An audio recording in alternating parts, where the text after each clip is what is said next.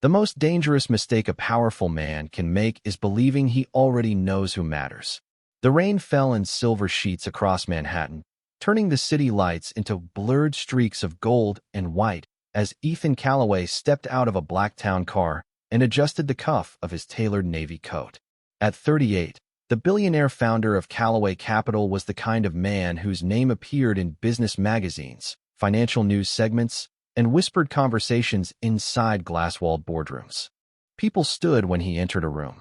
Deals changed direction when he made a phone call. And yet, on that cold Thursday evening in October, none of those things mattered to the young waitress carrying a tray of coffee cups inside a crowded restaurant 3 blocks away. Emily Parker had been on her feet for nearly 9 hours. The dinner rush was building. Plates clinked. Conversations overlapped. A jazz piano drifted softly through the dining room. She moved between tables with calm precision, her blonde hair tied neatly behind her head, her black uniform perfectly pressed despite the long shift. Most customers never looked at her twice. To them, she was simply part of the background, another server bringing drinks and collecting checks. Emily preferred it that way. Invisible people heard things. Invisible people learned things. Invisible people survived. She delivered a fresh cup of coffee to an elderly couple seated near the window and offered a warm smile before turning toward the entrance. The room shifted. Not dramatically, just enough. Heads turned. Conversations paused. Several diners glanced toward the front door. Ethan Calloway had arrived. The hostess nearly dropped her menu. Managers straightened their jackets. Even customers who pretended not to care stole curious looks. Ethan noticed all of it. He always did. Success taught people to study reactions. Respect, admiration, envy, fear. They all looked similar after enough years. He followed the hostess toward a private corner table reserved under his name and sat down without removing his watch, a Swiss masterpiece worth more than many people's annual salaries. His phone vibrated. Another acquisition. Another negotiation.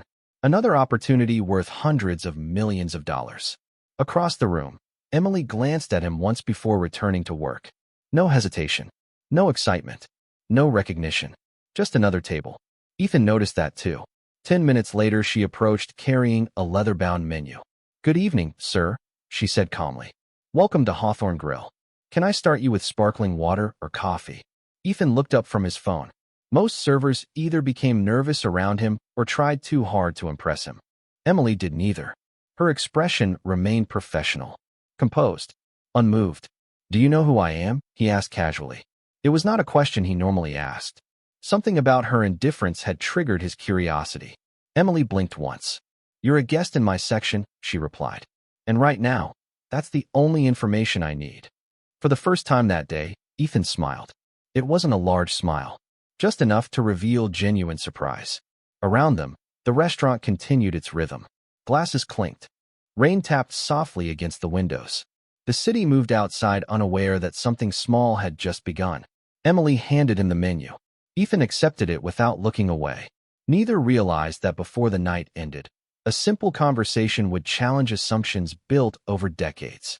Neither realized that one carried extraordinary influence, while the other carried an extraordinary secret. And neither realized that fate had already placed them on the same path long before either knew the other's name.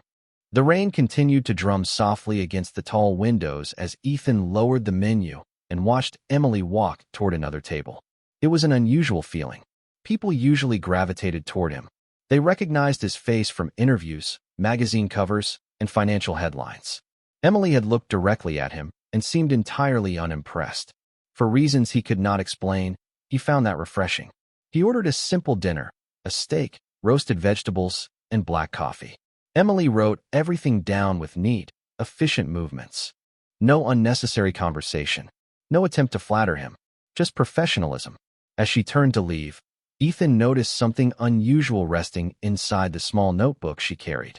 A folded sheet of paper covered with handwritten notes. Equations. Charts. Financial figures.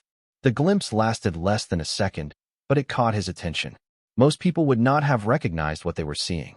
Ethan did. Numbers were his language. Patterns were his business. 20 minutes later, the restaurant grew busier. Every table was occupied. The sounds of silverware and conversation blended into a steady rhythm. Emily moved through the crowded room with calm precision. She remembered orders without checking her notes, refilled drinks before anyone asked, solved small problems before they became complaints. The manager barely needed to supervise her. She seemed to anticipate everything several steps ahead. Ethan found himself watching her more than he watched his phone. That irritated him. He was not a man easily distracted. Yet there was something about her quiet confidence that refused to fit the picture. People who carried themselves that way usually occupied boardrooms, not dining rooms. When Emily returned with his coffee, Ethan finally spoke again. "Long shift?" he asked. "About 10 hours," she replied. "Another 2 to go. You seem remarkably calm for someone working 12 hours. A faint smile touched her face. Most problems become smaller when you stop announcing them to everyone. Ethan leaned back slightly. That was not the answer he expected. "You always talk like that." "Only when customers ask philosophical questions with their coffee." For a moment, he laughed. A genuine laugh. The kind that rarely escaped during investor meetings or earnings calls. Nearby diners glanced over, surprised to hear it. Emily simply nodded and moved away again. The evening continued. An hour later, a group of executives entered the restaurant. Ethan recognized them immediately. Senior partners from a competing investment firm. They occupied a large table near the center of the room and quickly became the loudest customers in the building. Their conversation drifted through the restaurant. Market forecasts, corporate acquisitions, international expansion. The kind of discussions Ethan heard every day. Most people ignored them. Emily did not appear to be listening either. She simply continued serving tables. Then one of the executives made a confident prediction about an upcoming energy merger. Ethan almost smiled. The prediction was wrong. Completely wrong. Only a handful of people outside the industry would know why. A few minutes later, Emily approached Ethan's table carrying fresh coffee. As she placed the cup down, she spoke quietly. "The merger they are discussing will never happen." Ethan looked up sharply. "Excuse me." Her expression remained neutral. "Nothing, sir. Enjoy your coffee." She started to walk away.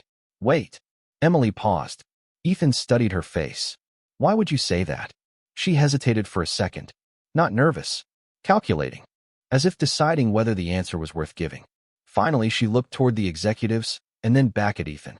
"Because they are analyzing last quarter's numbers." Her voice remained calm. "The real problem started 6 months earlier.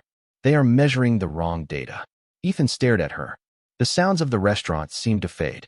Somewhere beyond the windows, thunder rolled across the city. Emily offered a polite smile and returned to work. Ethan sat motionless beside his untouched coffee. For the first time that evening, he was no longer curious about the waitress. He was intrigued. Emily disappeared into the flow of the restaurant, as if the conversation had never happened, but Ethan remained frozen in his chair. He looked toward the group of executives again. Their discussion continued confidently. They spoke with certainty, experience, authority. Yet the waitress carrying coffee refills had identified a flaw in their reasoning within seconds. That was not luck. That was expertise. Ethan picked up his cup, but never took a sip. His mind replayed her words. They are measuring the wrong data. Simple, direct, accurate. The more he considered it, the more uncomfortable he became. Because she was right. 6 months earlier, regulatory shifts in several overseas markets had quietly altered the economics behind the merger. Most analysts had missed the signal. Ethan had noticed it months ago. Very few others had. Certainly not someone he expected to find serving tables on a rainy Thursday night. Across the room, Emily helped a young family settle their bill. She knelt briefly beside a little boy who seemed upset about something and pointed toward the dessert display near the counter. Within seconds, the child was smiling again. Then she stood, adjusted her apron, and continued working. Calm, efficient, completely unaware that one of the most influential investors in the country was now studying her every move. Or perhaps she was aware. Ethan could not tell. That bothered him too. Most people revealed their intentions eventually. Emily revealed nothing. 30 minutes passed. The rain intensified outside. Water streamed down the windows in silver ribbons. The restaurant began to thin as customers headed home. The group of executives finally stood to leave. As they walked past Ethan's table, one of them stopped. "Ethan, did not expect to see you here." Ethan exchanged polite greetings. A few predictable comments followed. Market conditions, travel schedules, quarterly forecasts. Then the executive laughed. We were solving the future of the energy sector tonight. Ethan glanced toward Emily, who was organizing receipts behind the service station. Maybe, he replied quietly. Or maybe you were solving the wrong problem. The executive frowned. Ethan simply smiled and let the comment hang in the air. Minutes later, the group departed. The front door closed behind them. Silence settled over the restaurant. Not complete silence, just the softer version that arrives near closing time. Chairs shifted. Dishes clinked. By the time Ethan stepped out into the rain, Manhattan had transformed into a city of reflections. Streetlights shimmered across wet pavement. Taxi horns echoed in the distance. Yet his thoughts remained inside the restaurant. During the drive back to his penthouse, he opened his laptop and reviewed reports that normally held his complete attention. Acquisition summaries, market forecasts, international projections. None of them lasted more than a few minutes before his mind drifted back to Emily Parker. It made no sense. He met brilliant people every week. Economists, executives, consultants from the best universities in the world. Yet a waitress had managed to occupy more of his attention in one evening than most of them did in a year. Around midnight, Ethan stood beside the floor-to-ceiling windows overlooking the Hudson River. His city stretched endlessly below. Powerful, restless, alive. His phone buzzed. It was Daniel Brooks, his chief operating officer. You are still awake, Daniel said after Ethan answered. You sound surprised. I am. Tomorrow's board presentation is finished. Usually that means you are asleep by now. Ethan remained silent for a moment. Then he asked a question. How much can you tell about a person from where they work? Daniel laughed. That depends. Is this another one of your investment riddles? Just answer. Not much, Daniel admitted. Some of the smartest people I know started in places nobody expected. Ethan looked out across the dark river. Interesting. The next morning arrived gray and cold. Rain clouds still hung over the city. At 8 o'clock sharp, Ethan entered Callaway Capital headquarters. The 40-story tower represented everything he had built over 15 years. Employees moved quickly through marble corridors carrying laptops and coffee cups. Screens displayed market data from around the world. Every detail reflected precision and discipline. The board meeting began at 9. Executives filled the conference room. Discussions moved from revenue forecasts to expansion plans. Everything proceeded normally until a presentation appeared regarding the same energy merger Emily had mentioned the previous night. One analyst confidently outlined projections. Charts glowed across a massive screen. Assumptions stacked neatly upon assumptions. Then Ethan interrupted. What happens if the 6-month regulatory shift is weighted differently? The room fell quiet. The analyst blinked. Sir, the underlying data set, Ethan said calmly. You are measuring the wrong variable. Silence. Several executives exchanged confused looks. Ethan watched as the analyst hurried through calculations. 5 minutes later, the confidence had vanished from his face. 10 minutes later, the entire projection model required revision. Daniel stared across the table. How did you catch that? Ethan remembered a waitress placing coffee on a table. A quiet voice. A simple observation. I had an interesting conversation last night, he replied. The meeting ended 2 hours later. Yet instead of feeling satisfied, Ethan felt increasingly curious. Because the real question was no longer whether Emily understood finance. The real question was how. That evening, despite having dozens of other restaurant options in Manhattan, Ethan found himself returning to Hawthorne Grill. The same rain-speckled windows. The same warm lights. The same piano drifting softly through the dining room. When he entered, the hostess recognized him immediately. Emily did not. Or at least she pretended not to. She continued serving customers without changing her expression. Ethan almost smiled. Most people would have rushed over, asked questions, tried to impress him. Emily simply carried a tray of drinks toward another table. 40 minutes later, she finally approached. Good evening, she said calmly. Back again. It appears so. The food was that good. Ethan studied her face. Actually, I came back because I have a question. Emily nodded thoughtfully. That sounds expensive. For the first time, Ethan noticed a spark of mischief hidden beneath her calm exterior. How expensive? He asked. Emily glanced toward the empty chair across from him. More expensive than dinner. Less expensive than arrogance. Then she handed him a menu and walked away, leaving Ethan staring after her while a smile slowly appeared on his face. The restaurant grew quiet after Ethan Cole revealed the truth. The words should have felt like a victory. Instead, they settled over Olivia Parker like fresh snow. Cold, heavy, silent. She stood beside the table, still holding her order pad. Her savings were gone. Every dollar she had planned for rent, tuition, and groceries had paid for a stranger's dinner because she believed no one should leave hungry. Ethan watched her carefully. For the first time in years, the billionaire felt uncomfortable inside his own expensive suit. Olivia did not look angry. That was somehow worse. She simply nodded once and turned away. "Wait," Ethan called. She stopped but did not face him. "You should be furious." A faint smile appeared on her lips. "Maybe, but being angry will not bring the money back." The answer hit him harder than any insult could have. Around them, conversations slowly returned. Glasses clinked. Silverware tapped against plates. Life moved on, but Ethan remained frozen in his chair. Olivia walked toward the kitchen, her shoulders straight despite everything. No accusation, no demand, no scene, just dignity. That night, long after the restaurant closed, Ethan sat alone inside the back seat of his black sedan. Manhattan glowed beyond the windows. Thousands of lights, millions of stories.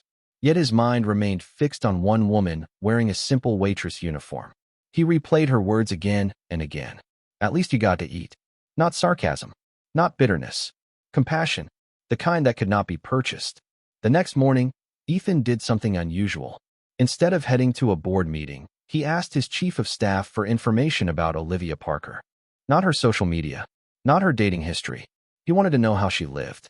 The report arrived before noon. Ethan read every page in silence. Olivia worked double shifts. Studied at night. Volunteered twice a week at a community center in Queens.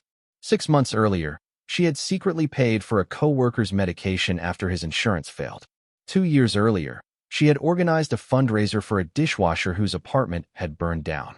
Again and again, the same pattern appeared. She helped people. Quietly. Consistently. Without telling anyone. Ethan leaned back in his chair. "Why?"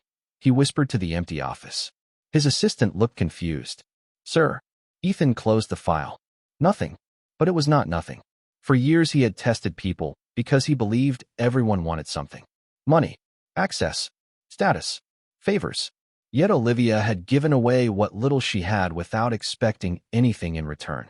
Later that afternoon, Ethan drove to Queens himself. No driver. No security team. Just him. Rain hung in the gray sky as he parked across from the community center listed in the report. Through the window, he saw Olivia. She was helping a group of children with homework. One little boy struggled with a math problem. Olivia knelt beside him. Patient.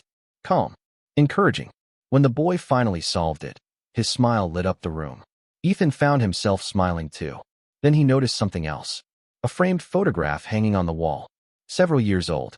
Olivia stood among volunteers after a fire recovery project. Beside her was a teenage boy Ethan recognized immediately. His son. Ethan's heartbeat slowed. He stepped closer to the glass. The date on the photo matched a restaurant fire from years earlier. The same fire where his son had become trapped before firefighters arrived. Ethan stared at Olivia's face in the photograph. The report had never mentioned this. No newspaper had identified the volunteer who helped guide frightened children to safety that night. Yet there she was, quietly standing in the background while others accepted recognition. A strange feeling settled in his chest. Regret, respect, and something deeper. For the first time, Ethan realized he had not tested a waitress. He had tested one of the rarest people he had ever met. And he had failed. Ethan remained inside his car long after the children left the community center. Rain traced slow paths across the windshield. The city moved around him in a blur of headlights and reflections, but his thoughts stayed fixed on the photograph. Olivia had never told him. She had never mentioned the fire. Never hinted that years earlier she had helped guide frightened children, including his son, out of a smoke-filled restaurant while adults struggled to stay calm. She had simply walked away afterward. No interviews. No recognition. No reward. The realization unsettled him. Most people spent their lives trying to be noticed. Olivia seemed determined to disappear after doing something extraordinary. 3 days later, Ethan returned to the restaurant. Not as a customer looking for answers. As a man carrying questions he was finally ready to ask himself. The dinner rush was in full swing. Plates moved through the dining room. Conversations blended into a soft hum. Olivia was serving a family near the window when she noticed him. For a brief second, surprise crossed her face. Then professionalism returned. Calm. Controlled. "Good evening, Mr. Cole." Ethan stood. "Would you sit with me for 5 minutes after your shift?" She studied him carefully. Why? The question was simple. Honest. Ethan appreciated that. "Because I owe you an apology." An hour later, the restaurant lights dimmed. Chairs scraped softly against the floor as employees cleaned their sections. Olivia sat across from him at a corner table. No uniform apron now. Just a simple navy sweater and tired eyes. Ethan placed a photograph on the table between them. Olivia looked down. The color drained slightly from her face. "Where did you get that?" "The community center." Silence settled between them. "You never told anyone?" Ethan asked. Olivia looked at the photograph again. People were already safe. That was enough. Ethan exhaled slowly. "My son was there." Her eyes lifted. "I know." The answer landed softly, almost gently, yet it carried enormous weight. "You knew?" Ethan asked. Olivia nodded. "I recognized him years ago when I saw him in a magazine with you." "And you never contacted us?" She shook her head. "Why would I?" Ethan stared at her. He genuinely did not understand. Olivia folded her hands together. "Because helping someone is not a transaction." The words lingered in the quiet restaurant. Ethan looked away first. For years, he had viewed every action through the lens of exchange. Value given. Value received. Favor returned. Olivia seemed to live by different rules entirely. "I spent years testing people," he admitted quietly. "I thought everyone had a price." Olivia smiled sadly. "That sounds exhausting." Ethan laughed despite himself. A short laugh. Honest. Unexpected. It was. Outside, rain tapped softly against the glass. Inside, something shifted. Not romance. Not destiny. Respect. The beginning of understanding. Ethan reached into his jacket and placed a folder on the table. Olivia did not touch it. "What is it?" "A proposal." She raised an eyebrow. "That sounds dangerous." Another small smile. Ethan noticed how rare her smiles were, which made them matter more. "The charitable foundation my company operates needs a director." Olivia immediately shook her head. "No." Ethan blinked. "You did not even look." "I do not belong in boardrooms." "That is exactly why you do." She remained silent. Ethan leaned forward. "You spend your life helping people without cameras, publicity, or personal gain. Most executives talk about service. You actually live it." Olivia looked down at the folder, but still refused to open it. Fear flickered behind her eyes. Not fear of failure. Fear of leaving the life she understood. Ethan recognized it because he had once felt the same way. "You do not have to decide tonight," he said softly. "Just read it." Olivia finally took the folder. Her fingers rested on the cover. The restaurant had grown completely quiet now. Empty tables. Fading lights. One chapter ending. Another waiting. Neither of them knew what would happen next.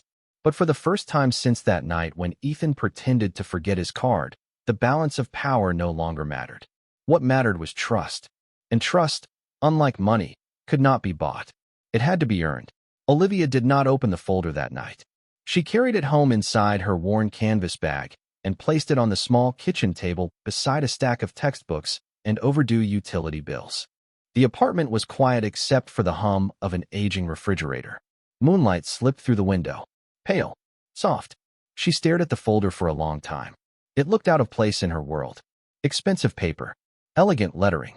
Possibility wrapped in uncertainty. Finally, she opened it. Her eyes moved slowly across the pages. Salary. Benefits. Resources. Programs designed to help struggling families, students, veterans, and elderly residents across New York. The numbers alone could change her life. But what held her attention was something else. Ethan had included a handwritten note. Just one sentence. "People trust you because you see them before you judge them." Olivia read it 3 times. Then she quietly folded the paper and looked out the window. No one had ever described her that way before. The following week passed in a blur. Classes. Restaurant shifts. Volunteer work. Yet Ethan's offer followed her everywhere. At the community center. On the subway. During long nights studying under fluorescent lights. Every time she imagined accepting, doubt appeared. She was a waitress. A student. Someone who counted grocery prices before placing items in her cart. People like her did not lead foundations. At least that was what she had always believed. On Friday afternoon, Olivia arrived at the community center carrying donated school supplies. She stopped when she noticed a group of parents gathered near the entrance. Concern filled their faces. Inside, the director explained the situation. Funding had been cut unexpectedly. Several after-school programs would close within 30 days. The room fell silent. Children laughed somewhere down the hallway, unaware that their safe place might soon disappear. Olivia listened as parents discussed impossible choices. Leaving work early, paying for childcare they could not afford, letting older siblings supervise younger ones. The worry in their voices felt familiar. Too familiar. That evening, Olivia sat alone in a diner booth after her shift ended. A cup of coffee cooled between her hands. Rain tapped softly against the glass. Across from her sat the folder. She finally understood what frightened her. It was not failure. It was change. Because accepting meant leaving behind the identity she had built for years. The quiet waitress. The invisible helper. The woman who stayed in the background. Her phone vibrated. A message from Ethan. No pressure. No deadlines. Just one question. How are you doing? Olivia smiled despite herself. Most powerful people asked what decision had been made. Ethan asked how she was doing. There was a difference. The next Monday morning, Ethan stood inside the foundation headquarters reviewing reports when his assistant entered. Someone is here to see you. Ethan looked up. Olivia stood in the doorway holding the folder. For a moment, neither spoke. Sunlight streamed through the floor-to-ceiling windows behind him. The city stretched beyond the glass. Vast, busy, endless. Yet the room felt strangely quiet. Olivia placed the folder on his desk. Ethan tried not to read her expression. Well, he asked. She took a slow breath. I have one condition. Ethan raised an eyebrow. Only one. A small laugh escaped her. The program stay focused on people. Not publicity. Not headlines. People. Ethan nodded immediately. Agreed. Olivia studied him carefully. Looking for arrogance. Looking for manipulation. Looking for the man who once tested strangers because he trusted no one. That man was still there. But different now. Softer around the edges. More willing to listen. Finally, she extended her hand. Then I accept. Ethan stood and shook it. The gesture lasted only a moment. Yet it marked the beginning of something neither had expected months earlier. Not because a billionaire changed a waitress's life, but because a waitress changed the way a billionaire saw the world. Outside, the city continued its endless motion. Taxis moved through crowded streets. Office towers reflected the morning sun. Thousands of people hurried toward destinations they could not yet see. And somewhere among them were children, families, and strangers whose lives would soon be touched by a woman who never believed she belonged in places of power. The truth was simple. She never needed power. She already had something far more rare. A heart that remained kind when the world gave it every reason not to be. The first month felt nothing like Olivia expected. She had imagined conference rooms filled with confident executives speaking a language she did not understand. Instead, she found herself listening. Listening to single mothers struggling to keep the lights on. Listening to veterans searching for stable housing. Listening to students balancing textbooks and part-time jobs. The office occupied 3 floors of a glass building overlooking Midtown Manhattan, but Olivia spent as little time there as possible. Most mornings began before sunrise. She visited schools in Brooklyn, community centers in Queens, shelters in the Bronx. By the time she returned to headquarters, her notebook was filled with names, stories, and ideas. The employees quickly noticed something unusual. Their new director never started meetings by discussing budgets. She started with people. Who are we helping this week? Became her first question every Monday morning. At first, some executives resisted. They preferred charts and projections. Olivia listened respectfully. Then she showed them photographs. Children sitting at folding tables doing homework. Elderly residents receiving hot meals. Families attending job training programs. Suddenly, the numbers became faces. And faces were harder to ignore. One afternoon, Ethan watched through the glass walls of a conference room as Olivia presented a proposal. No dramatic speech. No attempt to impress anyone. Just clear facts delivered with quiet conviction. By the end of the meeting, every board member voted yes. Ethan smiled to himself. Months earlier, she had doubted she belonged in a room like this. Now she was changing it. But success brought attention. Newspapers began publishing stories about the foundation's growth. Community leaders praised new programs. Donations increased. Invitations arrived from organizations across the country. Olivia accepted only a few. She still preferred working directly with people rather than standing behind podiums. One chilly November evening, she stopped by the restaurant where everything had begun. The familiar smell of coffee and fresh bread greeted her as she stepped inside. Nothing had changed. The same wooden tables, the same soft lighting, the same worn floorboards. For a moment, she simply stood there, remembering. A young waitress approached her with nervous excitement. "Miss Parker." Olivia smiled. "Just Olivia." The waitress laughed softly. "You used to work here, right?" Olivia nodded. "For a long time." The young woman hesitated before speaking again. "I read your story online. I almost quit last month because I felt stuck. Then I saw what happened to you." Olivia looked surprised. The waitress lowered her eyes. "It reminded me that where you start is not where you have to stay." For several seconds, neither spoke. The restaurant noise faded into the background. Olivia thought about the nights she had walked home exhausted, the bills she could barely pay, the doubts that followed her everywhere. She had never imagined her story would matter to anyone else. "Do not wait for someone to rescue you," Olivia said gently. "Just keep becoming the person you are meant to be." The waitress smiled. Her eyes brightened. Sometimes a single sentence was enough. When Olivia stepped outside, snowflakes drifted slowly through the city air. The first snowfall of the season. Quiet. Beautiful. She pulled her coat tighter and began walking toward the subway station. A black sedan stopped beside the curb. The passenger window lowered. Ethan sat inside. "You know," he said, "most foundation directors do not take the subway." Olivia laughed. "Most foundation directors never work double shifts carrying trays." Ethan shook his head with a smile. "Fair point." He glanced toward the restaurant behind her. "Do you miss it?" Olivia looked through the window one last time. The young waitress was helping a family find seats. A little boy laughed near the counter. Life continued. Sometimes, she admitted. But not because of the job. Ethan waited. Olivia smiled softly. "Because it taught me who I wanted to become." Snow continued falling around them. Light. Silent. Almost weightless. Ethan nodded slowly. In that moment, he understood something important. The greatest thing Olivia had given the foundation was not leadership. It was perspective. She reminded everyone that dignity was not measured by titles, salaries, or status. It lived inside ordinary moments, inside ordinary people. And often, the quietest person in the room carried the strongest light of all. Winter settled over New York like a soft gray blanket.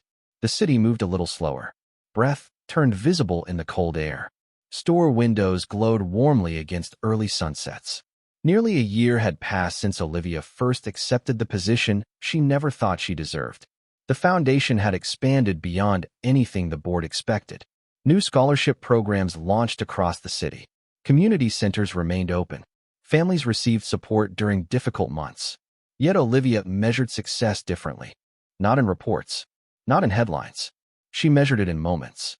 A teenager becoming the first in her family to attend college. A veteran receiving the keys to a safe apartment. A grandmother smiling as she carried groceries home without worrying how she would pay for them. One snowy Tuesday morning, Olivia arrived at headquarters carrying a paper cup of coffee from a small neighborhood cafe. The receptionist greeted her with an unusual smile. "There is someone waiting for you upstairs." Olivia frowned slightly. Most visitors scheduled appointments. As the elevator climbed, she reviewed the day's meetings in her head. Budget reviews, community partnerships, scholarship interviews. Nothing unexpected. When the doors opened, she stopped. A young man stood near her office holding a worn backpack. Maybe 19 years old. Nervous. Quiet. His coat looked too thin for the weather. The moment he saw her, he straightened. "Miss Parker." Olivia smiled gently. "You must be here for the scholarship interview." The young man nodded. "Yes, ma'am." An hour later, Olivia sat across from him in a conference room. His name was Daniel Reyes. Strong grades. 2 part-time jobs. A single mother working nights. A story that felt painfully familiar. As Daniel spoke about his dreams of studying engineering, Olivia noticed something. He apologized constantly. For needing help. For asking questions. For taking up time. Finally, she interrupted him. "Why do you keep saying sorry?" Daniel blinked. "I do." Olivia nodded. He looked down at the table. "I guess I am used to people acting like I am asking for too much." Silence settled between them. Not uncomfortable, just honest. Olivia remembered being that age, carrying invisible weight, believing opportunity belonged to other people. Listen to me carefully, she said. Daniel looked up. Needing a chance is not the same thing as asking for a favor. The young man's eyes softened. Something shifted. Small. Important. Later that afternoon, Ethan stopped by her office. Snow drifted beyond the windows, white against steel and glass. He found Olivia staring thoughtfully at a scholarship application. Everything okay? He asked. She nodded slowly. I met someone today. Ethan smiled. That sounds dangerous. Olivia laughed. The same joke. The same easy rhythm they had developed over months of working together. He reminded me of myself. Ethan sat across from her. And what did you tell him? Olivia looked toward the city skyline. That he belongs in rooms he has not entered yet. Ethan remained quiet. Then he smiled. You know that applies to more than students. Olivia understood immediately. Even now, part of her still felt like an outsider. A waitress temporarily borrowing someone else's life. Yet every day proved the opposite. Not because her title had changed, because she had changed. That evening, after everyone left, Olivia stayed behind reviewing applications. The office had grown silent. The city lights sparkled below like stars scattered across the streets. Her phone buzzed. A message from an unknown number. Curious, she opened it. Attached was a photograph. A group of children standing in front of a renovated community center. Smiling, laughing, holding handmade signs. One sign read, "Thank you, Miss Olivia." Another read, "You believed in us." Olivia stared at the image for a long time. Then she noticed a final message beneath it. It came from the center director. "We thought you should see what hope looks like." Outside, snow continued falling. Quiet, endless, beautiful. Olivia placed the phone down and smiled through unexpected tears. Because for the first time, she truly understood something. The money had never been the reward. The promotion had never been the reward. The reward was knowing that a single act of kindness could travel farther than anyone imagined. Sometimes across a room, sometimes across a city, and sometimes across an entire lifetime.